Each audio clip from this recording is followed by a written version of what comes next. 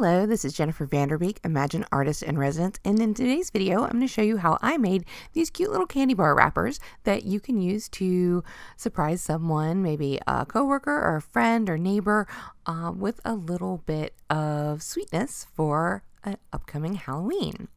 Now, I've started with some orange paper, and this is going to peek through our covers. And now my measurements are going to be different than what yours might necessarily be, because I am doing these for the king size cookie bar thing. And so I had my cardstock was 6.5 by 4.5, and then I scored it at 1.5, 2 inches, 3.5 inches, and 4 inches finally to make the sides and back and have an overlap.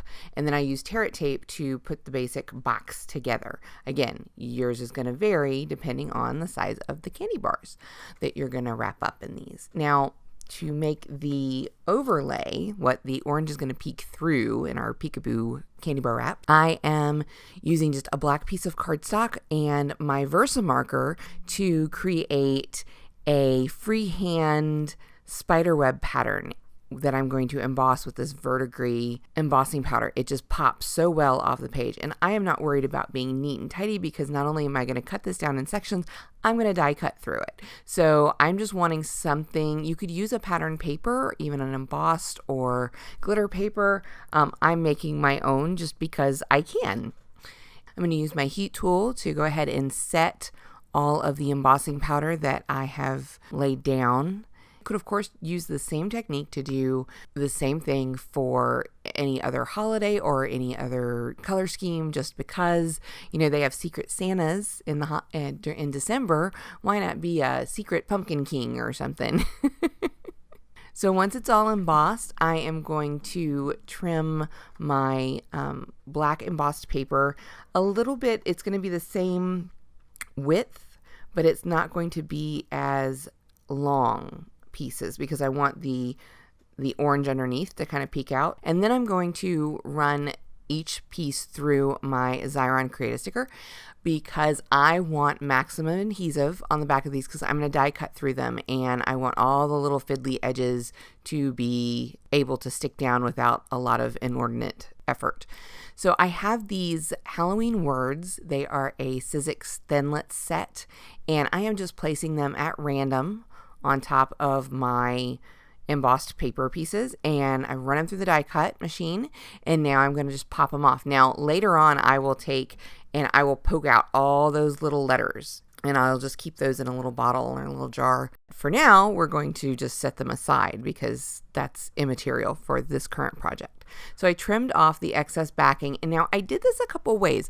So the first thing I did was I scored along the same, the 1.5, 2 inches, and 3.5 inches to make a wrap the same size and diameter. Now, you almost might want to, if you're going to score this to fold, you almost might want to do it before you die cut, because of course scoring through all the little die cut bits was less than desirable.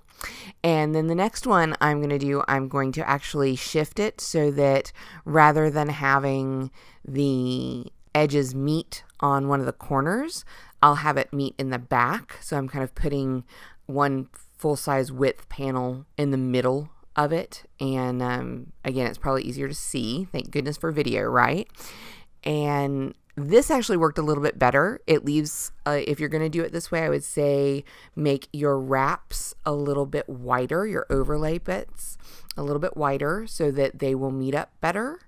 But, it's also not the end of the world if they don't. I did like this a little bit better, but I'll tell you what, I did another one since I had, I made a bunch of sets of these.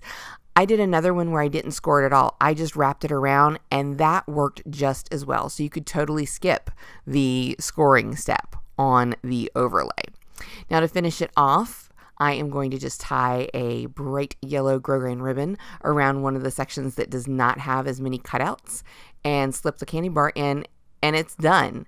This was such a quick and easy project. I hope you've enjoyed this video. Thank you so much for watching. Once again, I am Jennifer Vanderbeek, and for more tips and inspiration, please point your browser to imaginecrafts.com.